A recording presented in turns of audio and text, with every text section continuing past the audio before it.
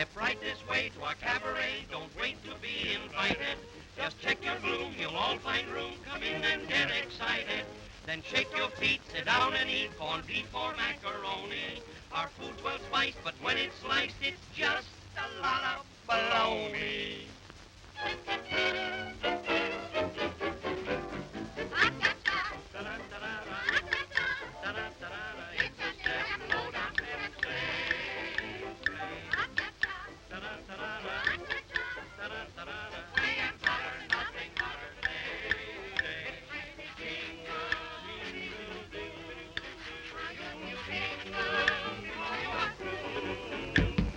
Roast duck.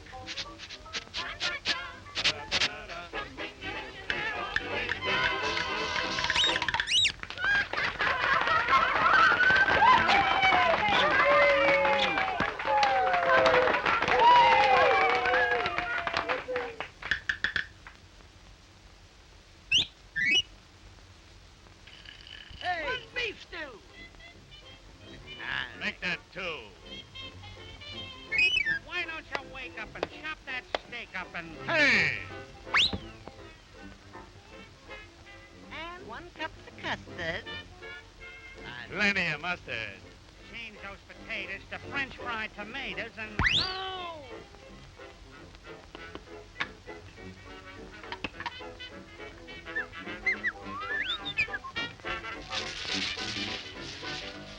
One roast lamb. I want ham. Wake up, ambitious. There's my Cornicius. Mach schnell.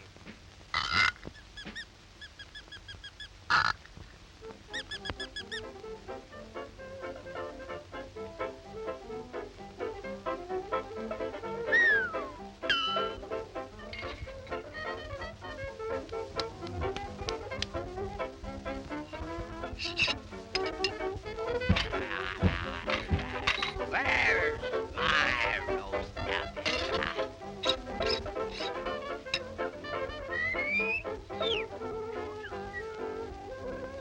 Here we come, mister. Right on the way. Nice hot roast duck with the gravy just oozing out.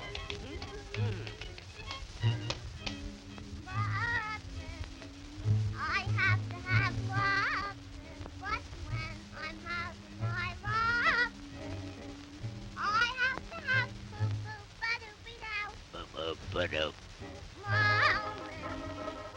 I must have my mountain, but when I'm having my mountain, I have to have you. I'm so blue, waiting for you to tell. Oh, I can't go on like this. Give me a kiss, huh? And make me poo-poo, ba-doo-ba-doo. I want to make whoopee. And if I want to make whoopee, I have to have poo-ba-doo-ba-doo-ba-doo, poo-poo-ba-doo, whoopee.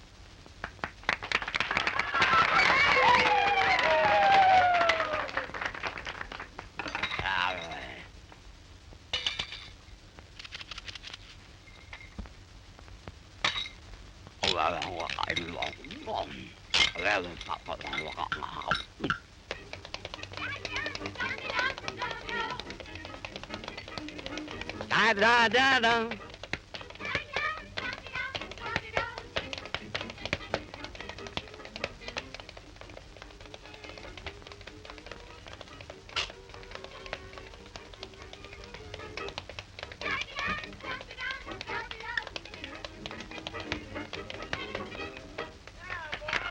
Hey! Hey!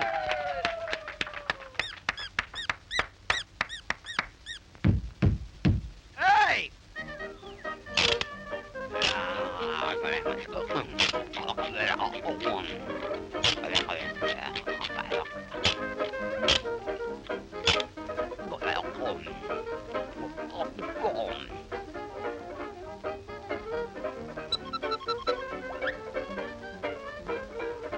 Yeah, there's the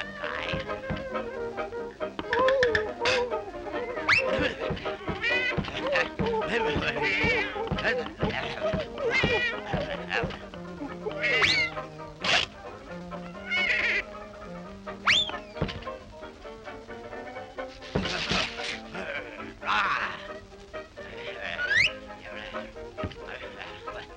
where's my roast duck? Think I want to starve to this? You better give me something.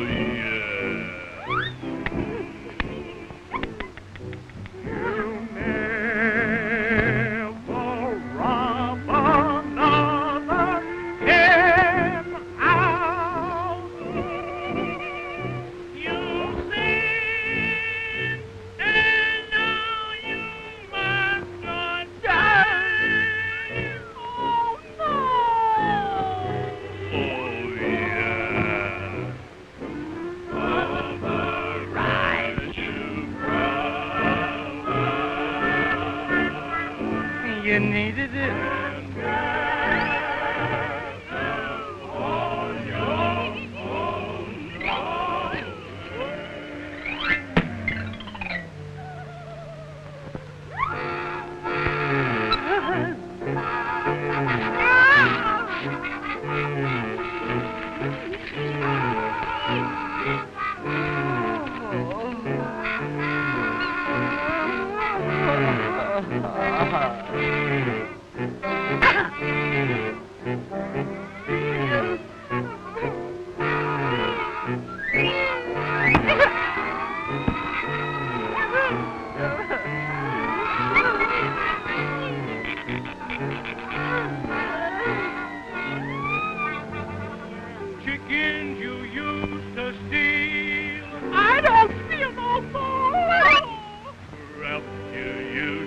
shoot. I don't shoot no more. Down to you, hey. I don't chase no more. Get ready, brother. Your time has come.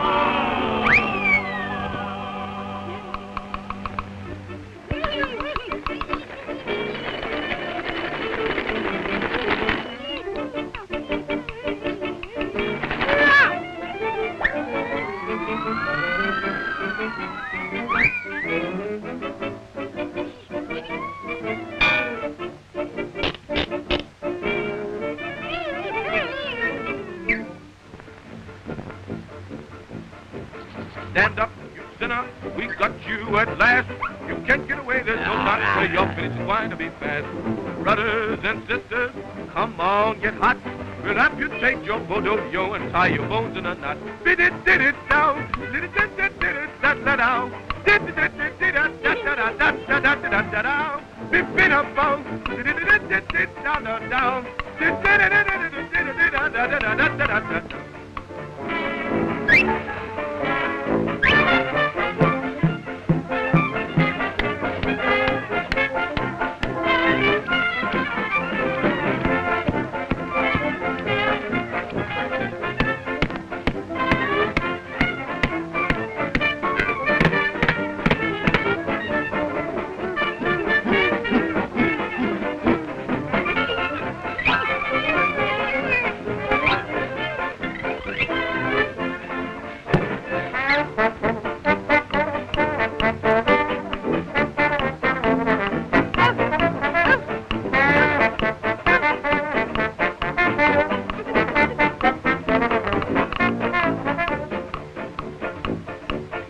Brother, you sure gonna get your face lifted and a permanent shave. Ha, ha, ha.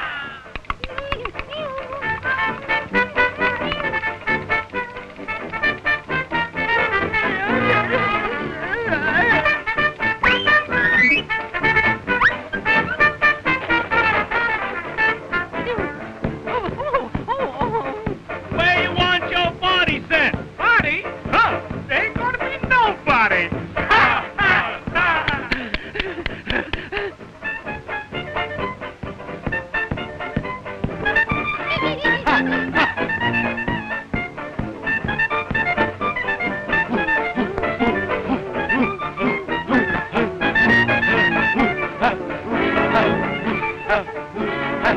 You can't make any excuse. Go loom, till we pick up loom. Swing your sinner for making chicken elope. You're at the end of your rope, so just give up all hope. Swing your sinner.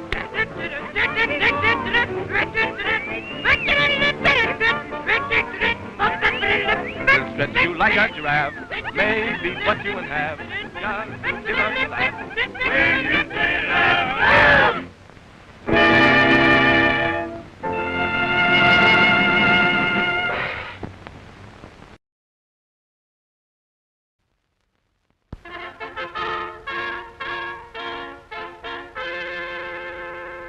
There's a little queen on the animated screen. Wait till you get a view of sweet Betty. Made of pen and ink, she can win you with a wink. Wait till you get a view of sweet Betty. Those eyes, that pretty nose, and oh, aside from this, she's got so much of those. If you want to see just a perfect little she, wait till you get a view of sweet Betty.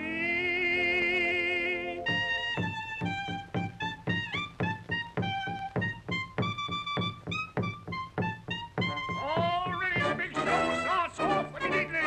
Oh, get on, Mr. the Red Wagon. Oh.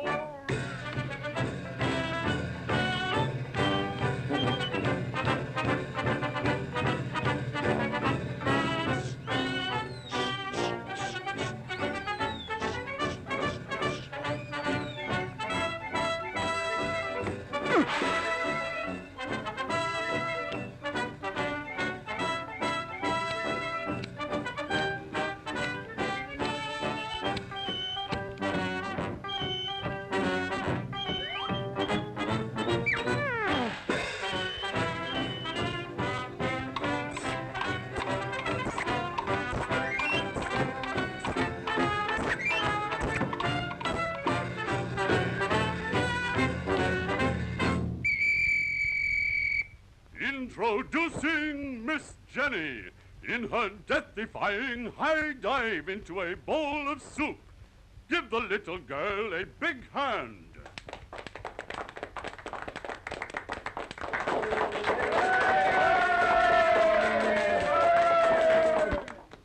Are you ready?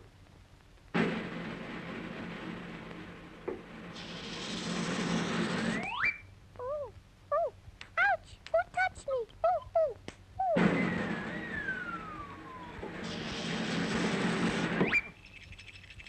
Peanuts! Peanuts! Peanuts! Peanuts! Peanuts! Peanuts! Peanuts! Peanuts! No!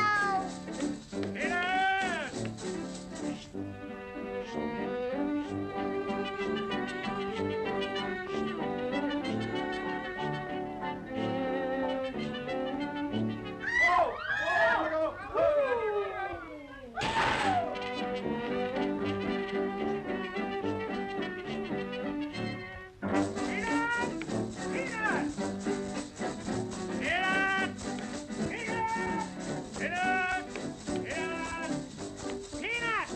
No!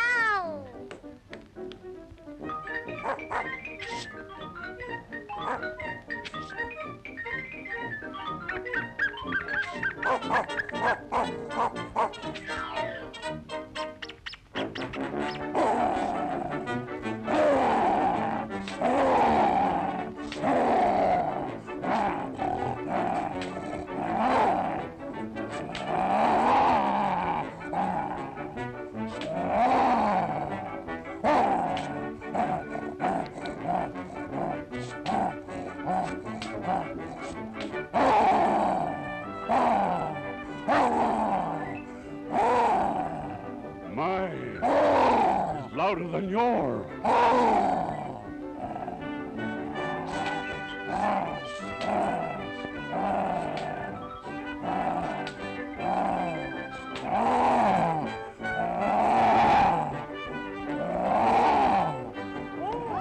Look out!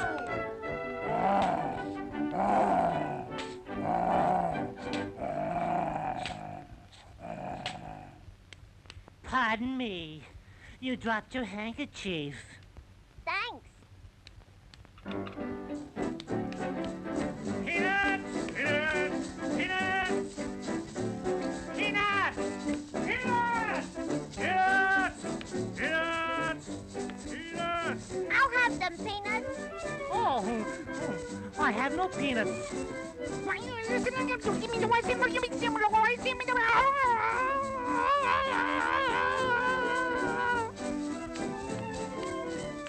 And now, Betty on the high wire.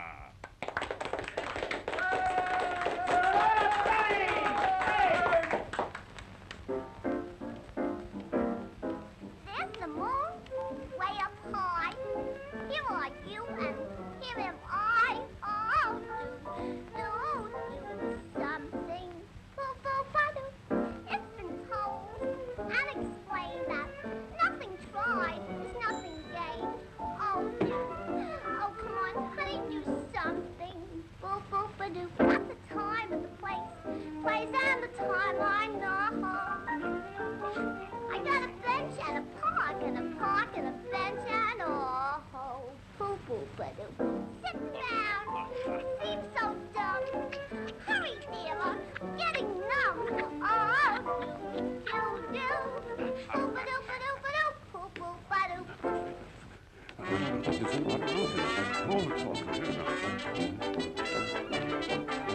I think I'll wait here.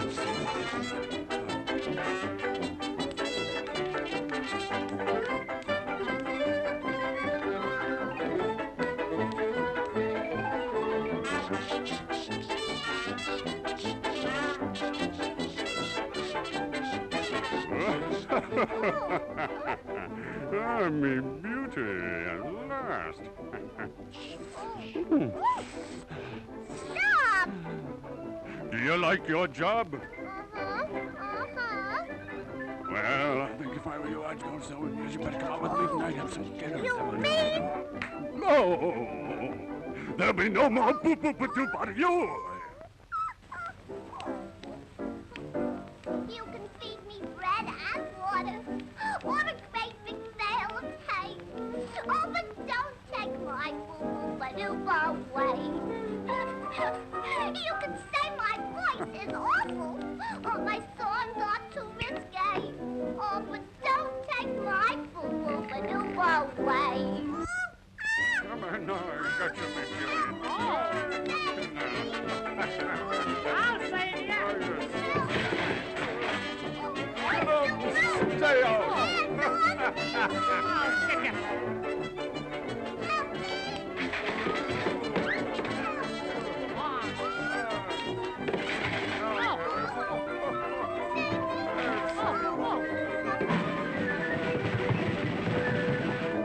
Take that and run.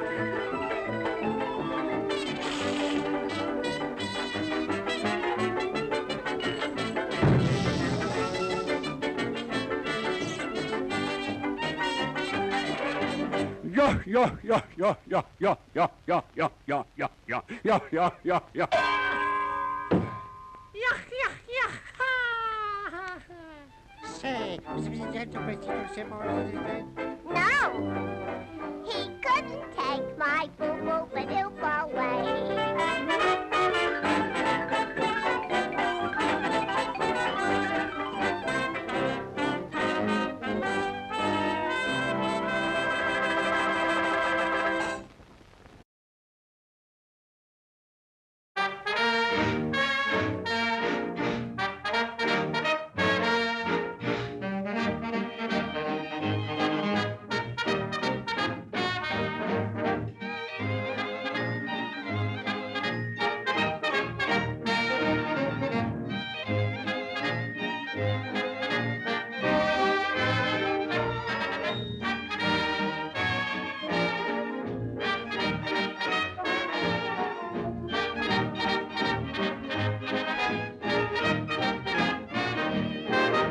Boop-a-doop-a-doop-a-doop, boop-boop-a-doo.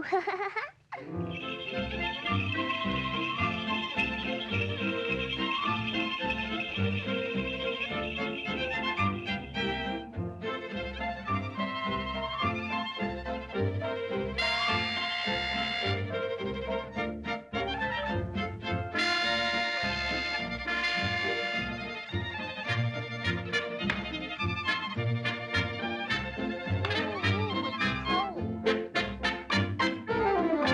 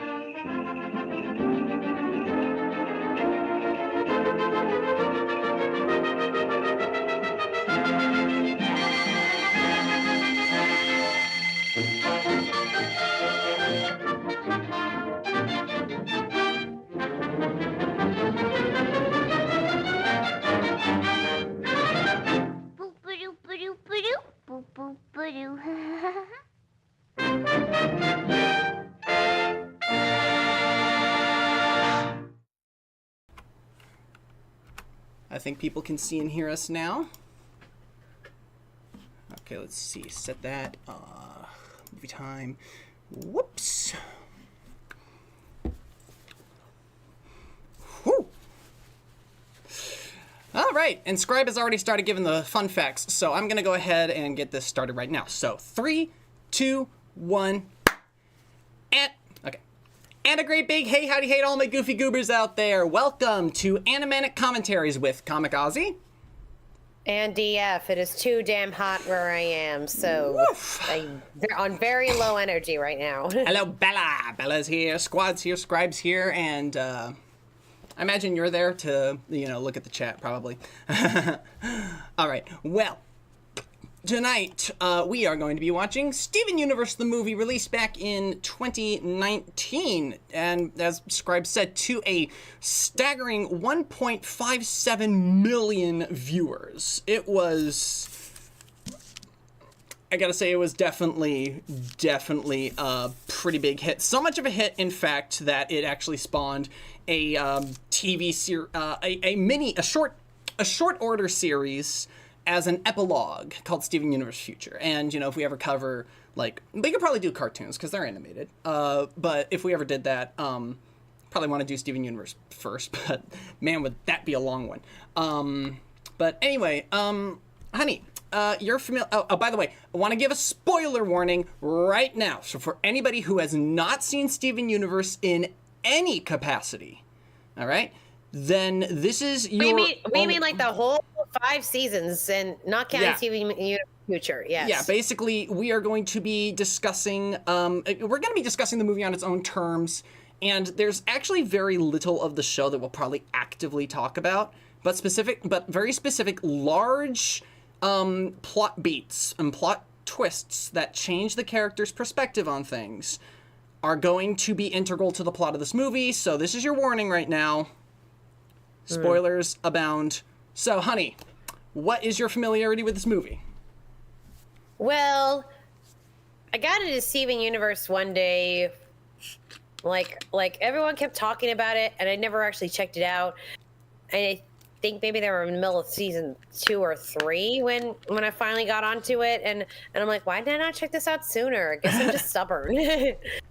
I kind of thought it was a little cute, but after I kept watching up until like the season 1 finale, I was like, well, shit. Yes, when they reveal the show is queer. Well, I mean, not just that, but I was hooked on the aliens thing. It's like, well, I guess the gems were weird. I just didn't realize how weird, early on, because everything was really cute and fun, slice of life. Maybe a little action here, but the thing is, tense. I think mostly because I'd lost confidence in the things that Cartoon Network had been pumping out around the time. Oh, that's fair. Like the one good show. It was like the one, probably actually, the last good show they had that actually ran for more than a few episodes. I think the highlights of this time period of Cartoon Network when the show was new, the highlights on the channel were, and again, you're probably not going to agree with the Adventure Time, but you might agree with The Amazing World of Gumball and this. Those were kind of like, at least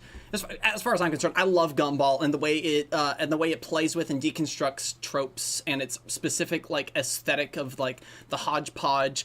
It's multimedia, so it kind of feels like a kid's arts project, so it's kind of cool. But talking about this show, the thing is stuff like Gumball and Adventure Time, we're all relying on the characters being stupid. Well, I try getting into Adventure Time, and I'm like, I give a little more credit. Look, I know it gets queer eventually, but I couldn't even stay for that. That's just me. But okay, but here, like, the characters feel a lot more complex to me, yeah, they definitely or at least I'm not annoyed so much when they make mistakes. Well, maybe except for one kid. And you know the character I'm talking about, but yes. I think so. Okay. Well, I kind of got a little pissed at fucking Lapis at one point. It's like she was. Like, no. But I think I know who you're referring to. I was not pissed at Lapis for anything she did, for a lot of reasons.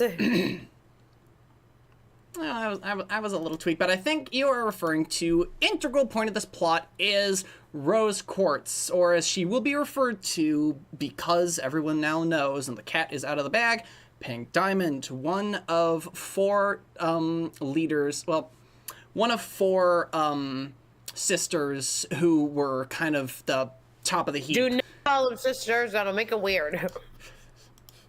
What are you talking about? Because of the whole Pearl loving her thing? No. Diamonds are sisters. Oh, okay. Yeah, no, the diamonds as sisters. Like, the diamonds themselves, White as the oldest sibling, All right. We probably shouldn't get into the whole. We probably shouldn't get into the whole lore before we've even watched the movie. Yeah, they're probably gonna right. explain the lore. They're gonna explain the lore in the first 5 minutes. We're gonna have a short, brief explanation of pretty much everything at the start, after our overture, and a little number, and then we get our proper opening number, which gives us the backstory of the major characters in the story. I was trying to make before we went on the tangent there. Right. Is that this show was intelligent, not just in its rating, but it was also emotionally intelligent. Oh yeah. Which at the time we weren't getting enough from the kids' cartoons. At the time, aside from like My Little Pony or stuff like that, but yeah.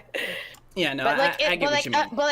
Outside of the first grader genre, if you know what I mean. Yeah, I get what you're saying. Yeah. Like the lower middle grade, I should say. Well, Gravity Falls isn't a Cartoon Network show, so we're not talking about Gravity Falls. So we're talking about Cartoon Network. Steven Universe came out like pretty much like just as Gravity Falls was ending, though. So that's true. That's true. We Were Bears, I think, was coming out around the same time, or at least a little after Steven Universe started. Okay, anyway, fair. I did discover that later, but yes, again. But now that we've kind of gone over the thing, I was definitely hyped for this movie because I was pretty. I think we were all kind of coming off the high of the finale, which was only like a few months before this. Yeah, I think this came out like a year after the show ended or so, but no, a few months. Just a few months. Wow. Yeah, it was pretty swift. They even kept. That's why they kept like the trailers and stuff under wraps for a while until the finale was out, because stuff that happened in the finale was like immediately followed up in the movie. Well, immediately followed up. We have a 2-year time skip. No, stuff like the new character designs and such. So. Oh, that's right. Because in the finale, everyone reforms for a final time. So synchronization. Yeah, well, we'll get synchronizing in just a minute here. Everybody, get ready for us. Let's start to synchronize. You're gonna do it. Let's start to synchronize. We're gonna do it now. And if you do not do it, then, well, holy cow, you're not gonna have a good time to follow along with the show tonight. Honey, please do not sing the whole song. Tonight. That was it. I was just gonna do the short version. That's it. That's it. All right. So, as long as everybody ready, then let's go ahead and get this party started in 3, 2, 1, go. And then this is very Disney-esque. I absolutely love how they just kind of, all the curtains, giving this like big theatrical vibe. And this opening number is very reminiscent of like Cinderella or like Pinocchio. Yes, the intro song over the credits. Yeah, like actually no, more so like Cinderella and the second star to the right. Yeah. And Alice in Wonderland. Yeah. Yes, pretty much. But I think in terms almost of tone, all of the early Disney movies. Almost all. Yeah, the ones that had the lyrical overture. Well, I guess I can't read the chat. Oh, well. Oh? Oh, that sucks. I'll keep up with it. I'm gonna do the epic storybook opening, Rebecca, probably. Yeah, Bella.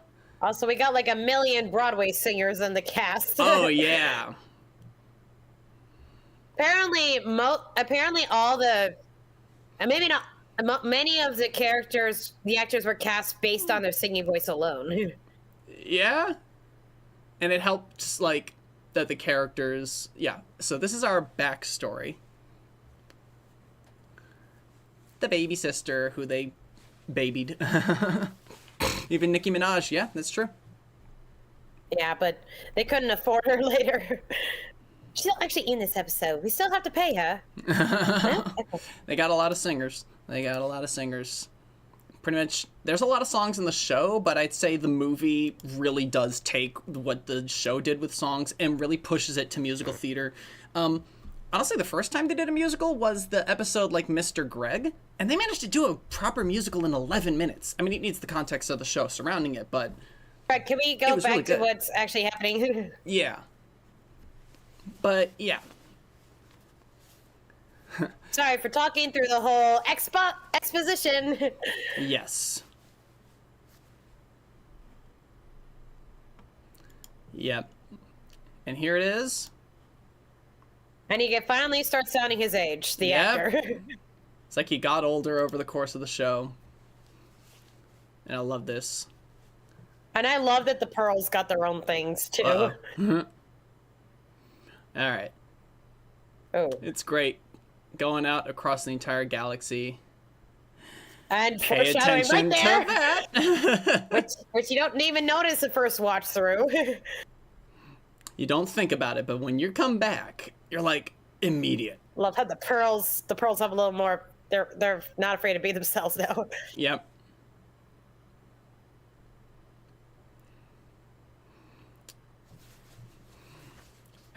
I'd say this, like, comes to a nice little, like, emotional moment, a nice emotional beat between Steven and the Diamonds to contextualize how much has changed. Yes. You know, for them, they've been like waiting for Pink Diamond to come back for 6,000 years. I also love the person. For him, it's been. I also love the personality conveyed in animation, where yellow is like ha ha ha, and like blue is very like very like sweet and demure, and white is like an overbearing mother. It's great. It's very like consistent. when your long lost aunts learn about you, and you're like, And this dialogue helps contextualize things as well. It's like, we've done everything you've asked.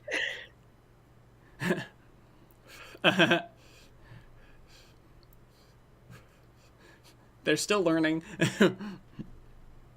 This also relates to what else happens in this movie. I feel like some people had misunderstood the context that the show intended, which was very, very overly melodramatic family drama that just had like galactic collateral. It wasn't like Hitlerian tyranny. It was just massive family drama, and everyone else got caught in the middle. Also, it's going to parallel what happens later, or rather what happened before, That's true. This thing with the diamonds and how clingy they are is set up for what's going to happen in just a few minutes after our big opening showstopper.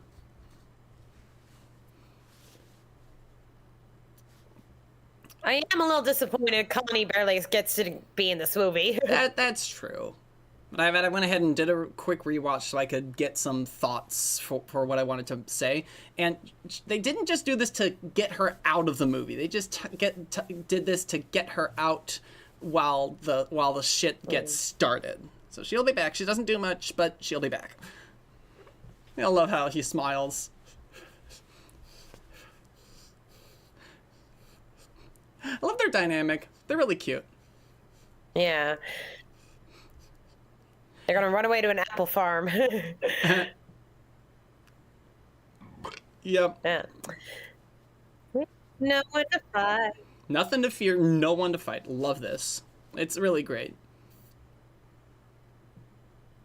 Actually, I love how that's actually perfectly alliterative. Nothing to fear, no one to fight. It's great. Yep. It's not really alliteration when it's... Oh, never mind. I mean, it is. Nothing to fear, no one to fight. Yeah. That would be consonants. Well, it's alliterative between the lines, not not within the line.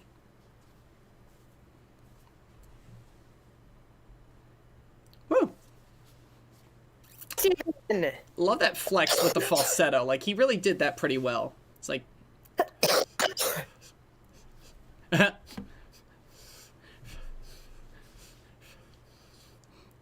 Sure it does. I think, what do they call that? A homonym. Spelled the same, pronounced different.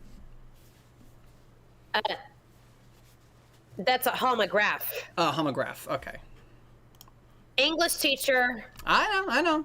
I'll take the correction. Do not argue with me. I'll take the correction. Yep.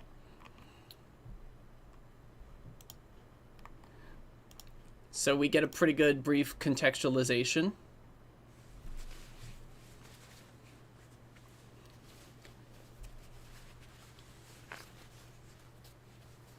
She had a very complicated relationship with Rose. She was in love with her for 6,000 years. Really could just call her Rose Diamond. It'd probably make things a little clear. Also love the contextualization, how he hums here, because he has to hold breathe. He has to hold his breath when he's in here. And there is context for that. If you don't get it, just watch the show. And Lars just is so apparently they're gonna do a spin-off with that crew. Huh, that'd be neat. Lars in space, something like that. Lars in space. It'd be great if they did. That'd be great. Is that lines for a TARDIS? Yes, squad. Yes, it is. And of course, the best couple in the whole series. Yep. Even though we mostly see them in their fused form. She is a relationship. Yep. And we'll cover that later, just for some proper context. But yeah. Better than Ziploc. Yep. Future Vision. Yep. They made their own Chinatown-ish thing. Yeah, that's true. And here she is.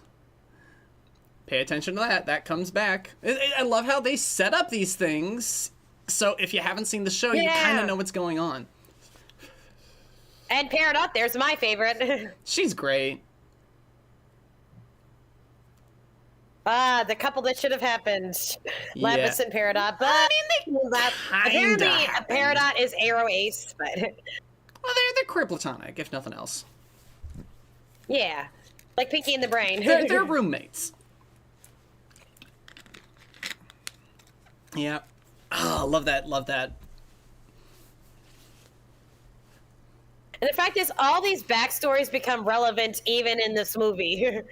I love kindergarten with part in. That's a great rhyme. Because in universe they call the nesting grounds for new gems that they incubate the kindergarten. So it's great. It contextualizes everything. It's great.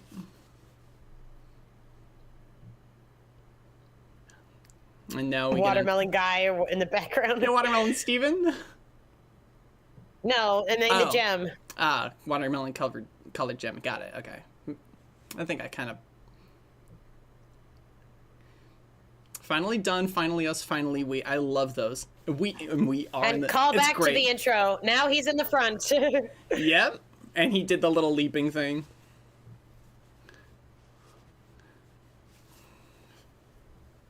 Yeah, so Pearl apparently was Princess Jasmine in the album version of the Broadway show. What? The voice of Pearl. She's a Broadway singer. She recorded Princess Jasmine in the Aladdin Broadway album. Dee Dee Magnahall? Yeah. Cool.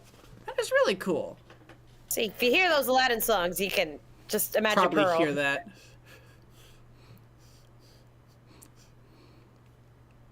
For once, it's not even an I want. It's just like, everything's great. Everything is nice. Happily ever after. It kind of contextualizes that we are sort of picking up where we left off 2 years after, but everything's good now. The happily ever after. Everything was great and spent the last couple of years fixing things up. And here comes Mimsy. 11 minutes in, shit's about to get fucked. Welcome, Here comes Sarah Mimsy. Stiles. The first thing I'd ever seen her in is this movie. It's great. I mean, I think it kind of really skyrocketed her career in voice acting. Oh, yeah. 'Cause she was already on Broadway. I think, like, she was in Tootsie the Musical.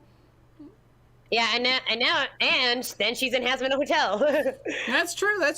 I do want to point out that she, I watched an interview with her, where she says she would love to, like, play Mrs. Lovett. I hope she gets a chance. She would be a great Mrs. Lovett, honestly. I'd go to New York just specifically to see her as Mrs. Lovett. I would do that. That'd be great. All these songs get in my head at some point, but this is probably the one that gets in my head the most. The spooky synth, I want everyone to pay attention. And no accident that I started with pretty much nothing but Fleischer cartoons, because Spinell takes a lot of influence from really weird and wacky Rubber Hose cartoons. Just look at her. Look at her little the audience mask. watching this for the first time, and you're like, who the hell is this? Exactly. And yet her personality is like, ooh, I love her already. I don't even know what this is about. That's our new villain, and she sounds amazing. She also did the voice of Ms. Dear Teacher in Kif.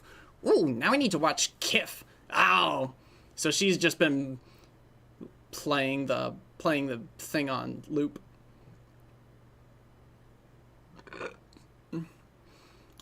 So here it is, Electro Swing. And here she goes, all rubber and flexible. Now, the animator responsible for this sequence was also an animator on an episode of the main show, which featured the song Just a Thought. I forget the name of the episode itself. But it's great. And it makes this scene a pretty big animation highlight. Just look at her. She's like an evil jester. Like, you look at her pointed little shoes and her hair being like a jester's little hat. I mean, this was shortly after Bendy the Ink Machine came out, like a year or two. So everyone on the internet was all about this, too. Oh, yeah. And I think some people did, like, edits where they would, like, do her as, like, a black and white cartoon. Like, they would just, like, animate have you Bendy's seen, face like, over the her. Oswald and Mickey things that have come out of this? I remember that. And she's like, cool. Oh, Pearl's voice actor. Okay. Of course I'm talking about Pearl's voice actor. No, Squad with Ms. Dear Teacher and whatever. James Baxter animated sequence in the finale? Oh, yeah. Okay, so there was actually a missing piece of the animation there where it was drawn in the actual pencils where her thumb hits the button, which was supposed to establish how this little scythe works. But we get a proper establishment of the functionality in a bit. And this is great. Here it is.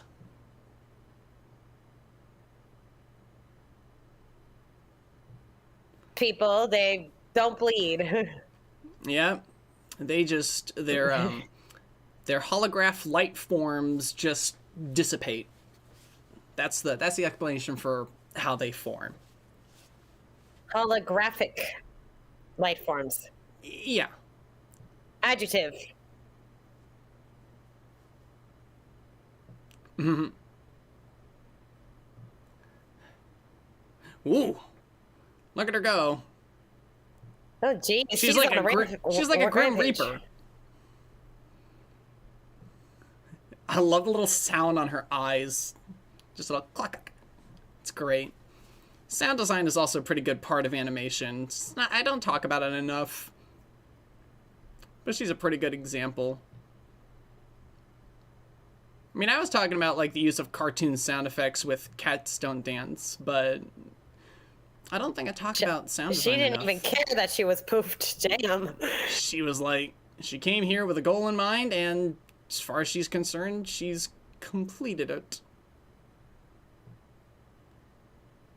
And it begins. It's like how she acknowledges his Steven, and not Rose or Pink. I guess, yeah, she doesn't, yep, she does, at least she doesn't dead name him, yeah. it's really weird to see it as a trans allegory, but it's technically his mom. I'm just saying, it's technically his mom. Stephen is a lot. He is much more than the sum of his parts. He almost said that S word. Yeah. I love that. Holy shit, really got them all. Yep, love those kind of bits. By the way, Greg is one of my favorite cartoon dads, just in general. Oh, he's really good. And there's the scythe. Steven showing the button. Whoop.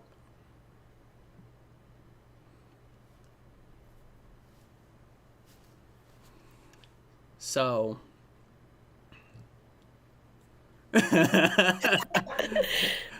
Also love Greg's voice actor. Like, he's great. Like, he's such a simple man, but he does... Simple man. He does his job. Simple needs. And... From a clam. Or rather, oyster. Yep. Love this. So, this is... XC stopped working. Yep. So, this next musical number is called system/boot.perl_final parenthesis 3 close parenthesis .info. It's great. You hear it, and it's about to begin. I think it's like the first thing she says. It's like the beginning of the song. Here it is.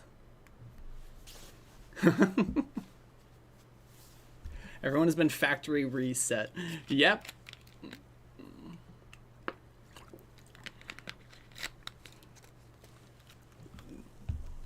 We're at the new Pearl is where we are. Yeah, not how this Pearl, she started out like with all the diamond colors. Yep.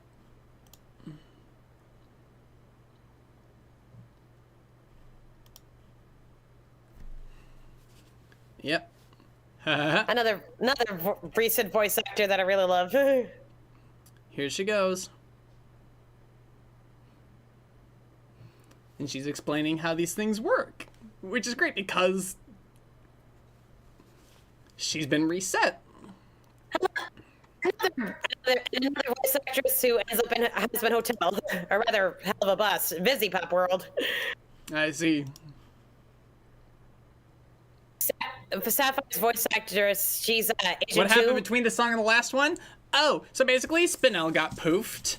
That's right, we haven't revealed her name yet, but we're getting there. So you didn't actually miss a lot.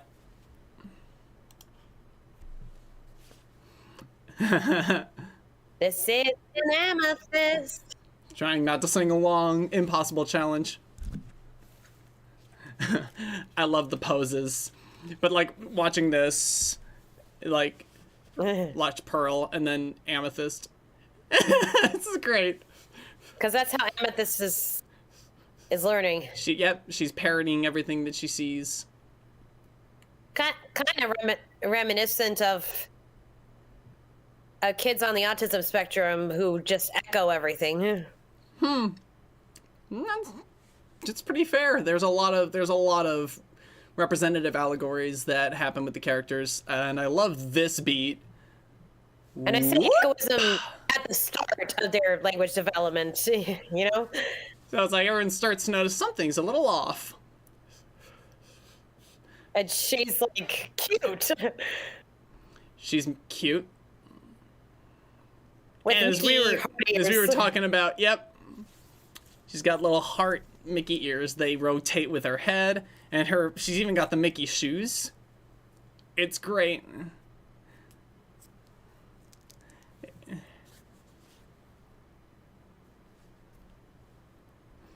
Look at that. So I know, it's just so off-putting seeing her like that.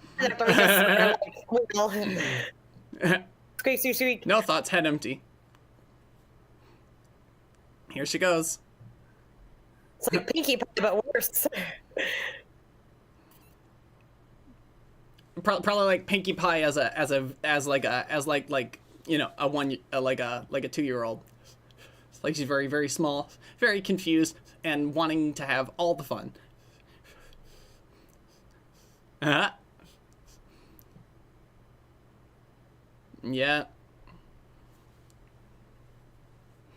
I'd say overall the animation quality is pretty much on par with the show.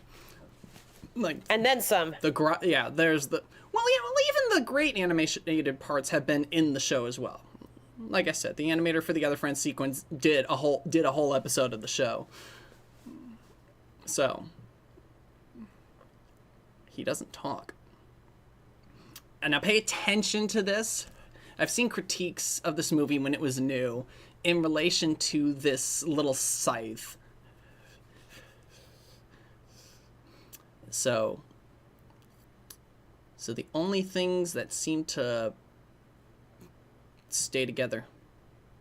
Yeah, the B crew. Yeah. B team. Am I still behind a bit? Pearl's holding an umbrella over Greg. And Greg. Thought she was a threat. Yeah. But that really does explain Amethyst's how much she likes to shapeshift. Like, she started out by copying what she saw, and then... Yeah.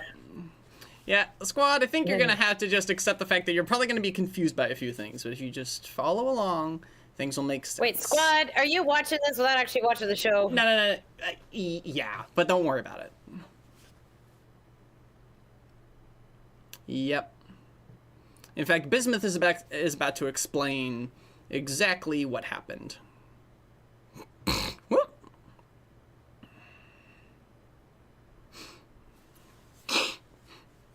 Oh, I love this bit. Yeah, this is a joke that was basically 5 seasons in the making. Actually, there's a lot of jokes that are like that.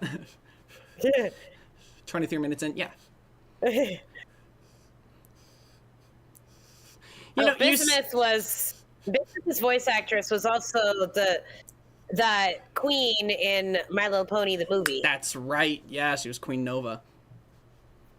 Yep. So now we have a name for this thing.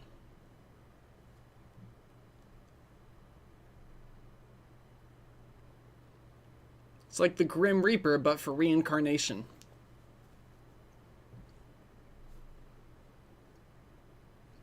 This is why I love Peridot. And then... Ba-bum.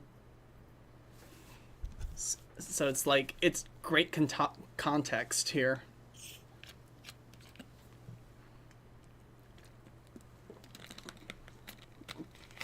Now, they don't explicitly state this, but the reason Steven keeps the Rejuvenator is because, well, you want to keep the thing that can accidentally factory reboot everybody in the place with all the gems? No, not a good idea. So he's the only one who can hold it. The Rejuvenator is the scythe that Spinel used on the crystal gems. Yeah.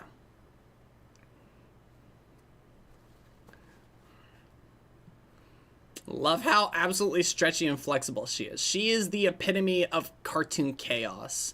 I also love that visual, because it's just kind of taunting Steven by accident.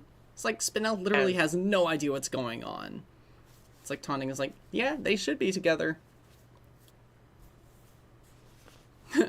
Sometimes the diegesis of the songs are pretty flexible.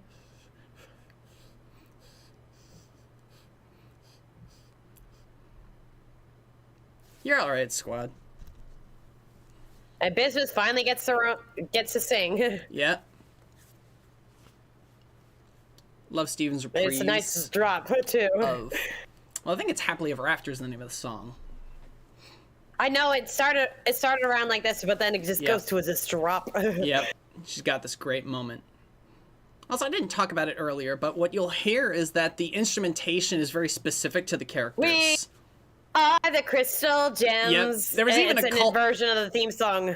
Yep, there was even a callback with the melody in the background of Steven giving his backstory in the Happily Ever After intro. To save the day. That's who we are. The stars. Paradox. Yep. I love the "here and are in the future" minor key bit there.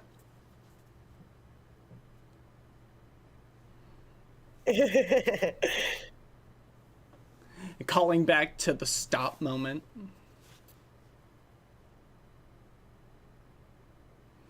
I love the calling back to that. This movie made as a musical mind. I don't think this movie would have worked as a non-musical. It would not. The emotional beats only work as well as they do because, and there are a lot.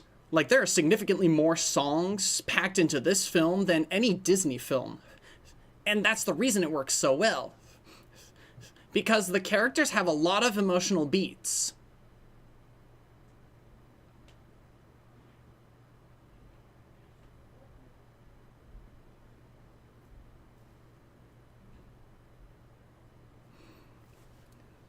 This is a pick-me-up song here for Steven. So great.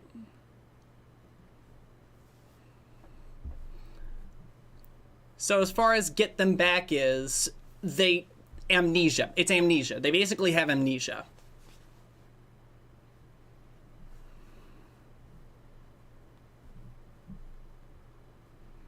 It's amnesia. But, yeah. So we gotta jog their memories.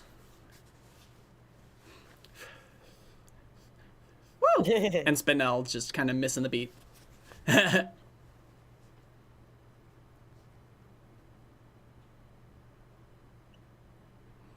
Every single person, well, except for Steven, like, Steven's human half remembers things, but his gem does not.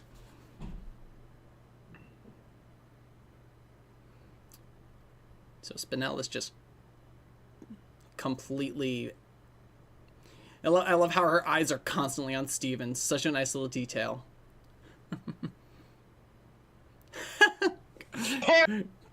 She's been waiting for this moment for a while, probably. I like the blue girl's I've design. heard people say that Peridot is very autistic coded. Oh, she is. She is so... She is such a little gremlin. Oh, Peridot. Now, it's much more threatening. A buzzsaw. Nothing can go wrong.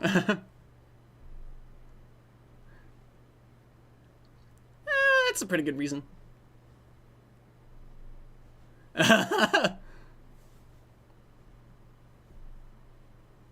Yep. This is great.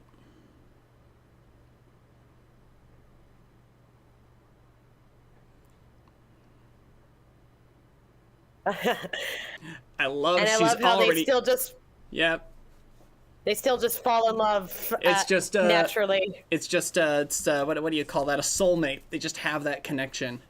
If it's meant to be. Once again, Ooh.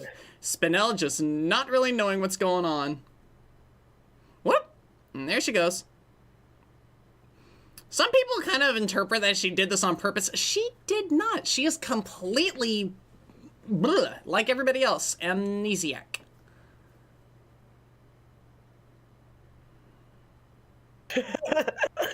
That's a phrase. You whoop. Wussoo.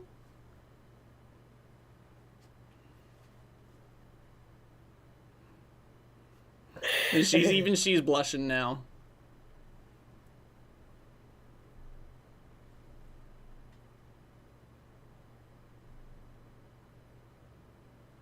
She got the medal of the scaffolding, but that's a bit... Oh boy. That line. Yep. They're good. Just little guys. Ugh. Being little.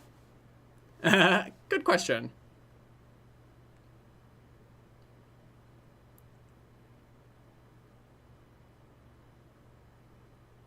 Whoop.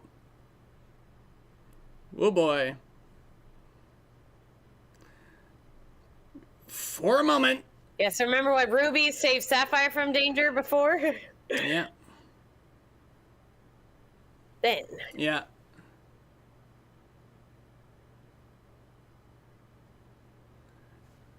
Yep. And this is a great beat right here. And then it's Sapphire who saves Ruby! It's great because the beat for the characters is that fate was changed to something Sapphire couldn't predict, and that's what brought them together. Yeah. And yet, somehow, they're still fated to be together, right? I also love how... like, the rhythm feels a little off, because she starts the line at a different spot in the beat, where you wouldn't expect it. I just love the visual representation of... If you listen to it... Yeah. And the title of the song is Isn't It Love? Like, if you listen to the horns, this is kind of Yellow Submarine. This is kind of Beatles-esque. I don't know what technical issues you're dealing with, Squad. I'm sorry, man.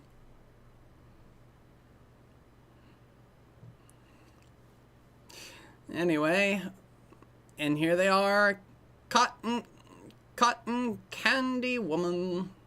Here she is. Spinel's like, wow.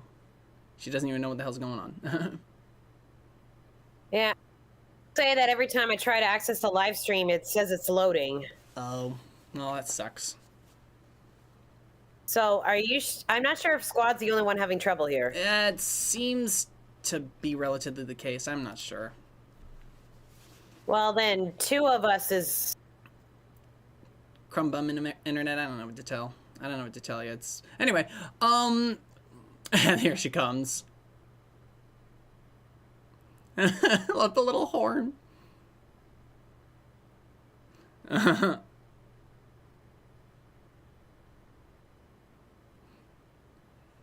It's just great.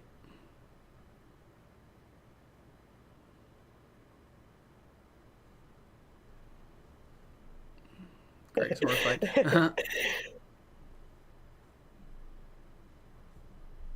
All right. Well, Steven's running off to... Yep. She says, that's what the blurry image is for. Just sync it up. Ooh. Ooh. I'll be right. So is it truly... Foreshadowing? Yeah. There is a... It's like Spinell was saying. It's like there's a piece missing, for better or worse. It's just a reminder to people like Steven's powers aren't working. This is Lion's ability. Lion can teleport. And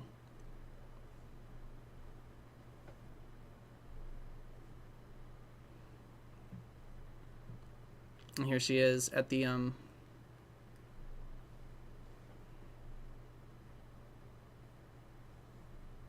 You probably are. You know what you could do? You could just walk back the stream instead.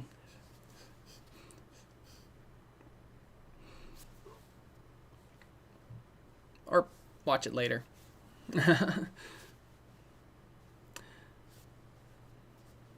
Yeah, Steven's having a pretty rough day. It started off so good, too.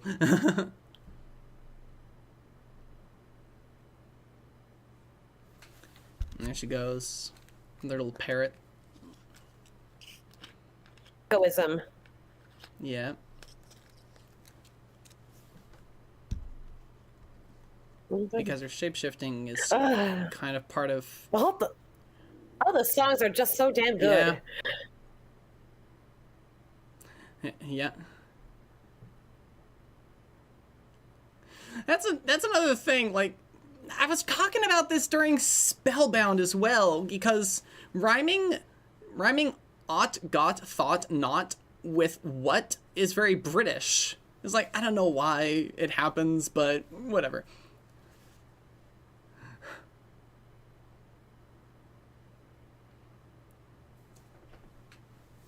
Well, just walk back the stream, I'd say, so that you're not missing anything. Probably better off not missing anything. Look at him go. Get the mischief in her. I think it's the heat, not the connection. Oof, that sucks. Well, that'd be a correlation between you and Squad with the heat. Got all the tickets. Him not happy. Ah! That's me. Get the phone out. This is why they have the camera accessible even on the start screen. And now she picks up the song. They had the call and response. She even started harmonizing, but now she started the line. I love this.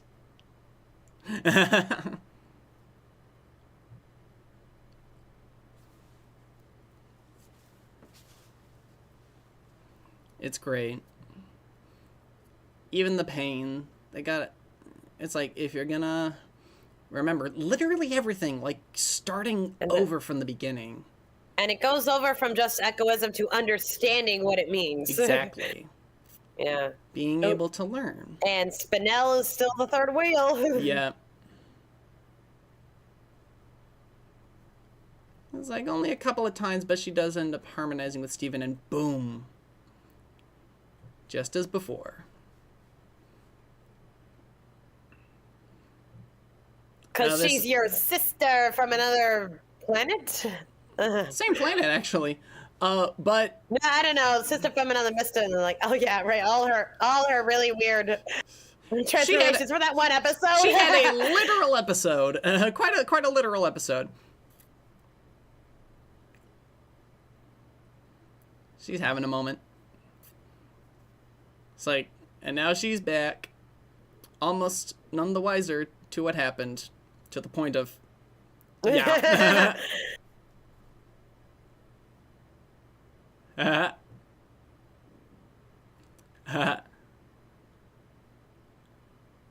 Whoops. Love that.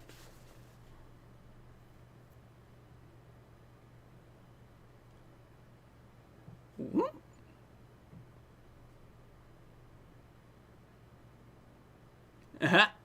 Off she goes.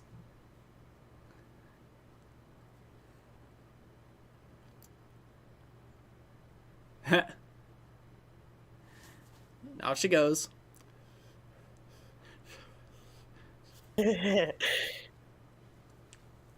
Whoop. And things are not looking so good. No thoughts. Head empty. Yikes.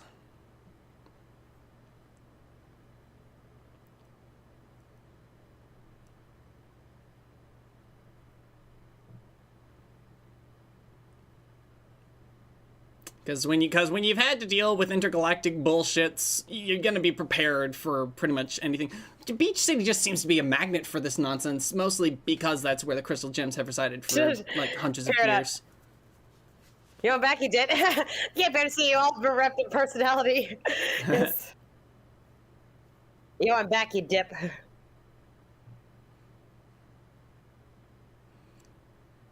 Sticking in the microwave. I love how crafty Peridot is that she was able to put all this together. I mean, she's smart. Oh, yeah. She's very crafty. She's a tech savvy. Yep. Yep.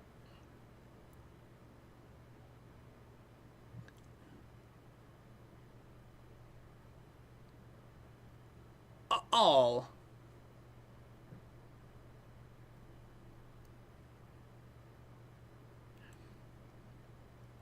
Woof. Peridot. Peridot just gets the best lines. Yeah, she's got a little bit of a, yeah.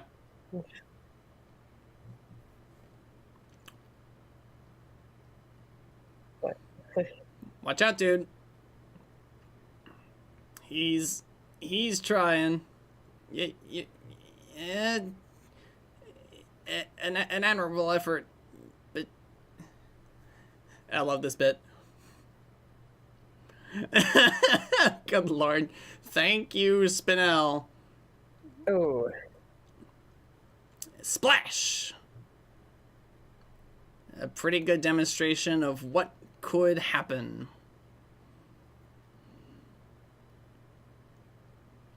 A little Steamboat Willie thing. Yeah, it's just a little Yep.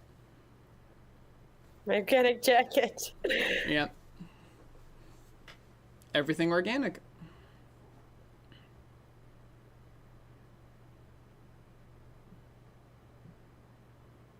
Oof. Bum bum.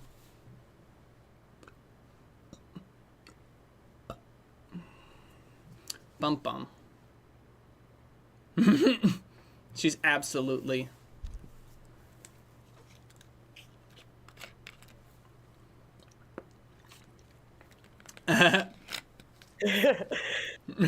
She's right. Yeah.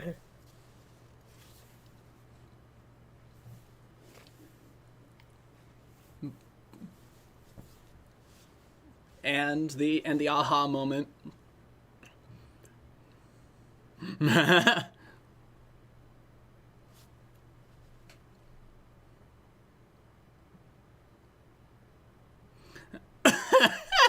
Yeah, except she says it like French, like Rocky Roll.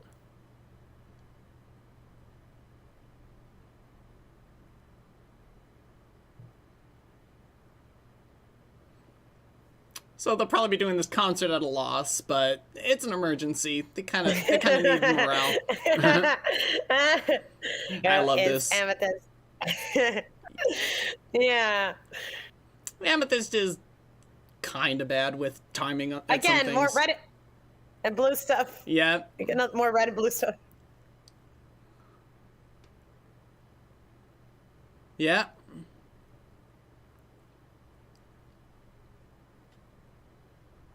Yeah. So the animation is like pretty good. Some people it's like because they sometimes weren't consistent with the characters' animation because they definitely leaned on like they just leaned on funny energy sometimes, which sometimes undercut the seriousness of some moments because the characters were drawn somewhat inconsistently, but the animation's still technically good. Huh? Hello, Webby. Oh yes. Sadie, Kate Mucci. She's a great singer. What was her little group called? Like a two person group. I always forget. They wrote a song or two for Big Bang Theory, so yeah.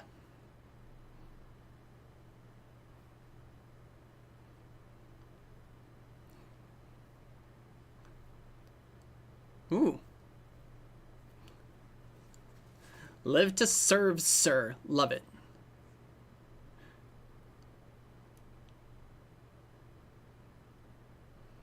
I love the B as B and the B in the middle of disobedient.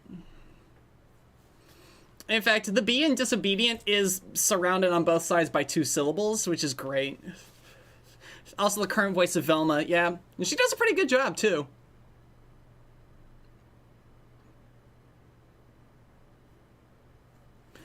Deranged when. Yeah. It's a pretty nice internal bit between lines. And kind of pop music in a way where it's like, there's a lot of great moments here. Because not everything needs to be a perfect rhyme, but they're really good at songs.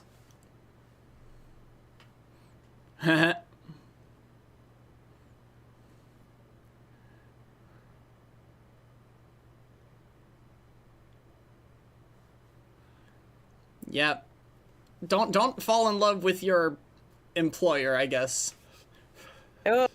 And the thing is, that's harsh because remember last time Amethyst did this Rose's form? Yeah, oh. it was kind of mean to Greg. That was very early in the show too. Everyone hated Amethyst for it because of how traumatic Amethyst it was. Grew though. She grew better. Amethyst was she was the youngest next to Steven, so yes. She had to learn, to be better.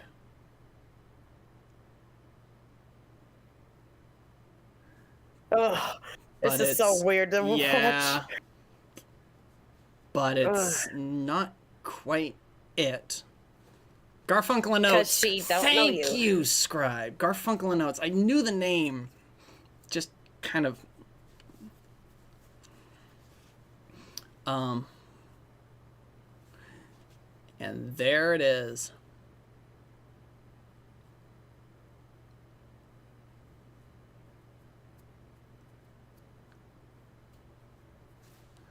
Cause it's not Rose Diamond anymore. It's Greg is her new head honcho. So the love between frickin' like Garnet as a single unit is very romantic and very personal. But fusions can represent relationships. Like, some people just misunderstand that it is relationships, for better or worse. And in this case, for better. It's just a father and son having a moment. This design is a JoJo reference. That's exactly what this is. Look at that pompadour. Look at that pompadour. Here. Also, yeah, a lot of gem fusions tend to have multiple limbs. Multiple arms. Some of them look pretty wild, but they have fun with it. It's all about having fun. Who voiced him? Yeah, who voiced Steg? Somebody get that for me, because he's a great voice, great singer. I mean, it's clearly I think he's a country singer of some kind. Yeah, I think he was a big deal. Or maybe he is still a big deal. And there it is. And this is another banger of a song. Off of the ground. Tio Leo. Nothing. Yeah. That's a good moment, too. Holding me back. Because that's really what Pearl is about. It's not dependent on someone else. It's her independence. Yeah, she was super dependent. To the point of being incredibly clingy. And it was very unhealthy for her. Everyone had to learn to be together. Yeah, you said that, Ted Leo. Apparently he's the front man for a group called the Pharmacists. Independent together. Independent together we are. Sorry. So hard not to do it. Independent together. It was really great. Tio Leo kind of, in these singing right here, he kind of sounds like, I forget the, Zach Callison a little bit, doesn't he? Like, it almost sounds like Steven's voice. Oh, that's what you're talking about. The voice is kind of like the voice itself is like a Pilot fusion. Pearl. Yeah. That was Pilot Pearl. Like there. she took that form at some point in the middle of her existence, which is great. Yeah, and also the Pearl and Amethyst fusion is really more of a friendship. Amy Mann, the voice of Opal. That's true. Opal here being the fusion between Pearl and Amethyst. These two are the kind of friends who butt heads. They're sisters. They're very sisters. It's like they love each other, but they can also get on each other's nerves. But when they harmonize, they form the relationship that is Opal. And if you'll notice, everyone all together, independent together even. Independent together, you and I. But who's not together? Uh-oh. Yeah, and like slowly the high moment of the musical is just descending. We are quite literally like a little past the halfway mark, but and here comes a bit of the fall in a moment. You can see him sweating. See him starting to sweat, and woof! There it goes. God, look at how red his eyes are. Friggin' bloodshot. Fucking dark circles. Yeah. The bags. And abandonment. Abandonment issues.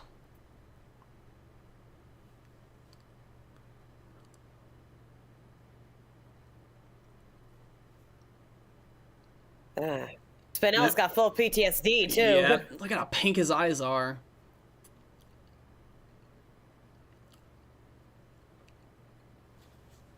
Bum bum. So they're just picking up the pieces.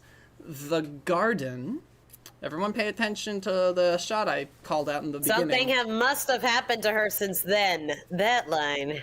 Yeah. Remember, Pearl just thought all this time, well, something must have happened to her. I wonder what it did. Even the light. That way. Just a brief moment. Off he goes. Why did everything have to change? Man, who, yeah, just like the script on this movie, just... Yeah. Everything is just like... You'll also notice even in the score sometime you'll hear the specific instruments for characters, like the synth drum beats. Oh, here we go. Here was the moment that broke everybody. Yep. Yes, PTSD.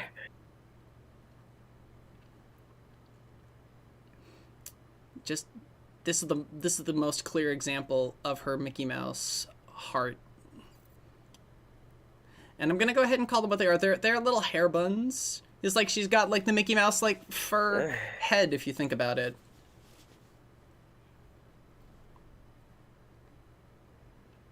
Yep. Something must have happened to her since then, except nothing happened to her since then. Exactly. It's such a great... Does this place look familiar? Anybody who just who saw the beginning of the movie? God, this song always gives me chills. It's probably gonna happen again. You need to see the Oswald version. I have. Yeah, the people out there. There's an Oswald version with Walt Disney. Yeah. I love this drawing of her. Such a fucking goof. She's like a little playmate. She's a little jester. She's a toy. No, she's also that childhood friend, and then when you grow up... Well, that's the thing. Pink, like, Rose Diamond never really saw her as more than a toy.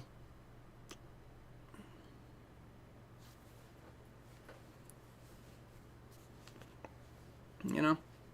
Look at how annoying... She's like, I don't want to be treated like a child anymore, though. Yeah, so she has to put childish things like toys and silly little clowns away. And your childhood playmate, too. Yep. But that's the thing, she doesn't see her as a childhood playmate. She sees her as, like... No, this is like, that kid you played with next door for years, and then suddenly you're older and you get different interests. I understand, but the film's interpretation of Diamond here, Pink... is that it's not even Susan Higgins singing, it's just Spinell repeating what she said. Yeah, it's great. Yep. Ugh. She's Bing Bong.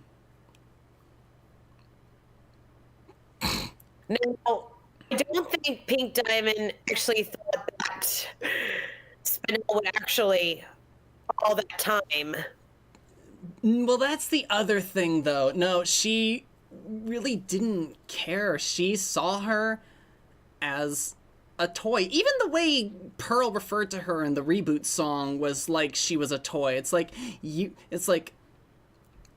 have a new playmate, you have a new thing. The Diamonds tended to treat...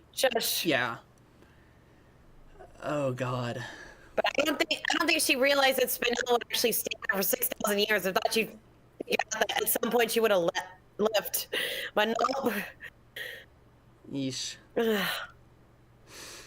Oh boy. You can even see. And I kind of had a similar thing with Other ex-friend Friends Who Drift group. Away are very similar. Yeah. The song is just like When She Loved Me from Toy Story 2. Yeah. That's a great example. Yeah. But unlike Jessie and the lot in life of toys in Toy Story, Spinell has more personhood than that. She's not just a toy, but that's how she was treated. She was just treated as like Pink's toy. That's it. Yes. This reminds me of something that happened recently with a friend group, or ex-friend group, I should say. Like I was finally making friends. We're hanging out, and then suddenly they How said, the story we've been experiencing problems. Well, we're not going to tell you specifically what you did. So, bye. The story ends. Brand new friends. She rhymes it again. You can even see her shoes curling up. From So the little... Rebecca Sugar confirmed why she looks different by the time she gets to Earth. She poofed from a broken heart. Oh. That's why she reformed. So she probably took like a rock or a twig and literally, well, do I have to say it? No. Literally, her heart broke. So she just kind of, poofed. Okay, well that's interesting. No. I mean, it's still dark, but no. Not that dark. Oh, the way that line delivery. That's a punchline 5 seasons in the making. Woof. And now you realize that the tears are not just like a little clown makeup thing. It's literally everything that she's, like, the emotions that she was never able to feel because she just stood there, like, disassociating for thousands of years. I love this song because of how honest Steven is. Because that's another part of the language of musical theater, is that when a character sings, it reveals something that's true. But listen to the words he's singing and the context. Like, it's really important.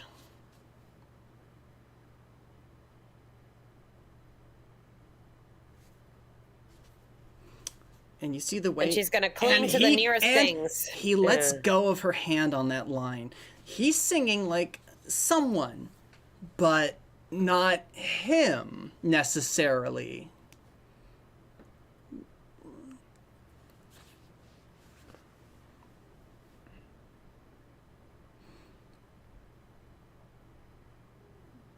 Let's not get weird about it, Scribe. And he left.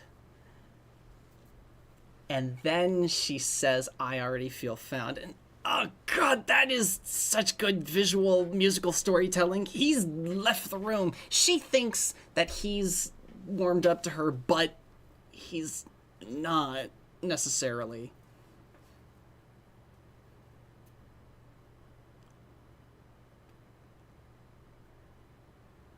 It's like he wants to help her. Spinell's been isolated for 6,000 years. She's not exactly good at people skills. Amethyst. And before that, she just interacted with Pink Diamond. I love how Garnet is just... And here comes Connie.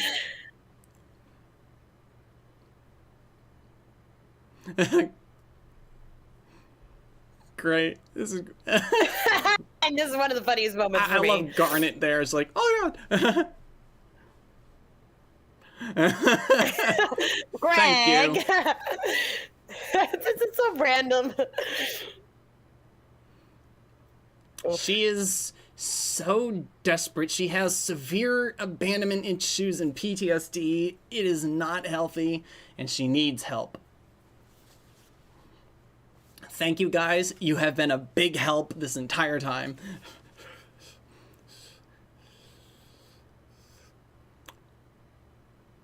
So off she goes.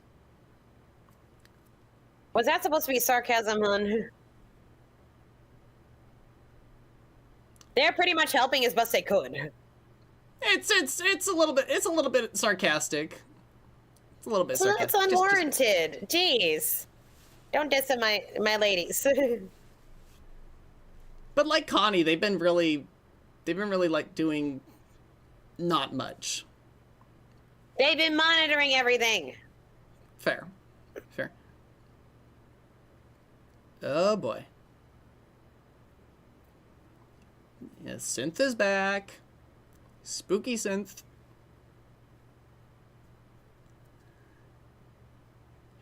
Everything you asked.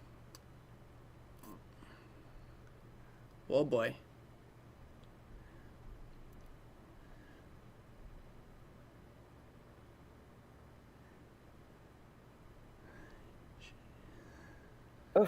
She is, and whoa.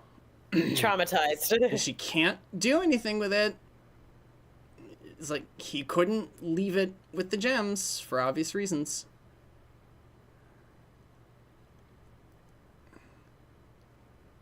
Put it away, Steven.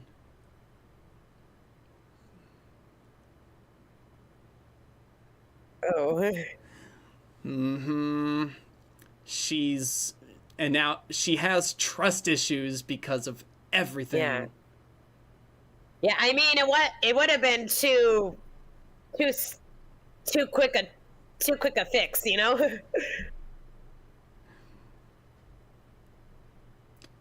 Story-wise, it would have been too quick a fix. And you want to talk if that had been it. If you want to talk too quick a fix, I'm going to get back to that later.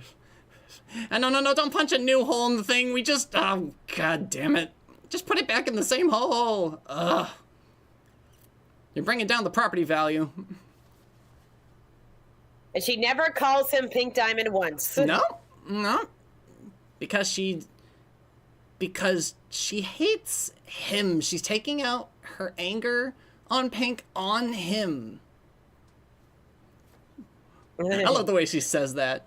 She's very old-timey.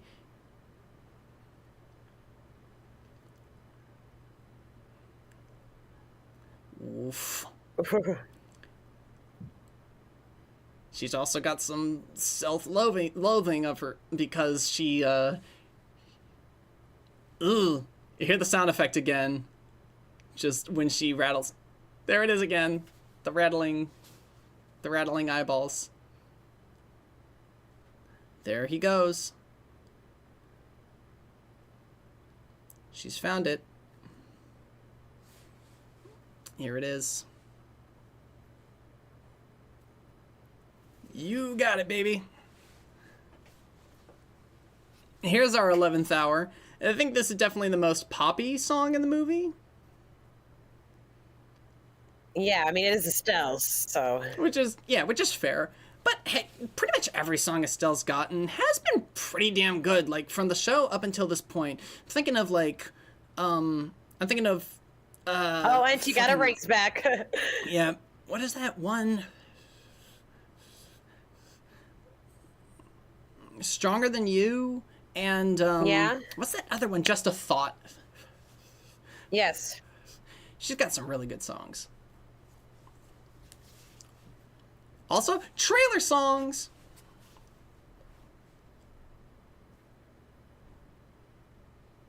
I mean, it's probably one of the songs that could avoid spoilers, so... Because it's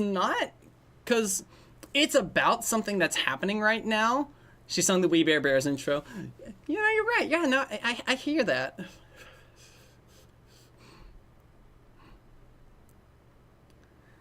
And also, you could just cut and... I mean, this song is specific, but non-specific enough that you need the proper context to know, like, what is like a game. Spinell, who's pretty much built and programmed from the beginning to play games. That's all she's really known for. It's all she really been built for, good for. And so she doesn't... So there's only so much she can do with her lot in life, and then being fucking abandoned for 6,000 years. And here comes the didgeridoo again. Oh, balls. Ah, shit. She just speed ran the death of Beach City. Oh, that's great. Property values at an all-time low. I also do love how this very intense moment is underscored by this very chill beat. Because the biggest hurdle in the story and in Steven's life is not collateral damage. It's always been the emotion. It's always been interpersonal relationships. Okay. We're not there yet. Oh, we're getting there. And that's what this song is about. The true kind of love. Almost there. Yeah, halfway there. Part of the way there. Slide. Phew. There's no way that would work. Nope. It's a slick surface. Alexandrite. Alexandrite, thank you. I was struggling with the name. Ugh. Oh, save the cat! Save the kitty. I love how Kiki just like, get the cat. Oh no, Dad. Even the yeah. Even the Sadie's mom. Yeah, even Mercedes' mom was like, but he just shrugs it off like, we gotta get there. We gotta get out of here. We gotta get to safety. I love how things like the cars, like inorganic material, are not damaged, which is great. Dahlia and sour cream that's the and whole point. the watermelon guy. Yeah. Little Homeworld is the furthest away from the epicenter of destruction, so it's safe for now. I love this brief line from Steven in the song lyric here.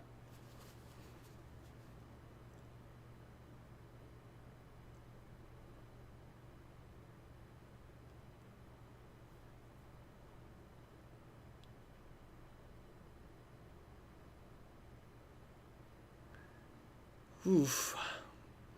I love that whole idea of working with. It's like it's kind of like he's realizing that his like trying to like the whole you like find someone, that song earlier, he was brushing her off to deal with her later, but now he realizes no, that was not the right approach in the first at all, because she was really struggling. The only way this was going to really be solved was if he approached her emotions head on. I love that even the gem on the top has the heart shape. Wish I kept Greg's arm injury. Well, I mean, we'll get there. That's all it seems to be to her, or at least that's what Steven is like. He's trying to approach her on her level and trying to figure out what the problem is. Oh boy. You know it's serious when a character's nose bleeds. Mm-hmm. It's the most blood you could probably get away with in children's television. But then again, Steven had a TV PG rating, so technically, they probably couldn't have gotten away with even more than Gravity Falls did.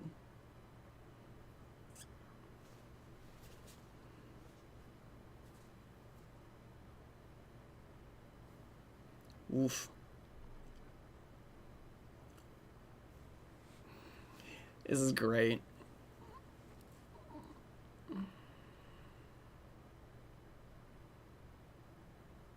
Woof. He's really just... Because your trauma doesn't define you. That's true.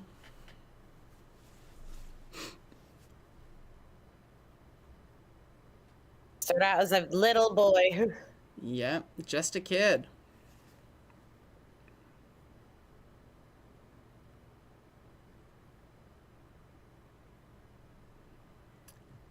And now he's got it.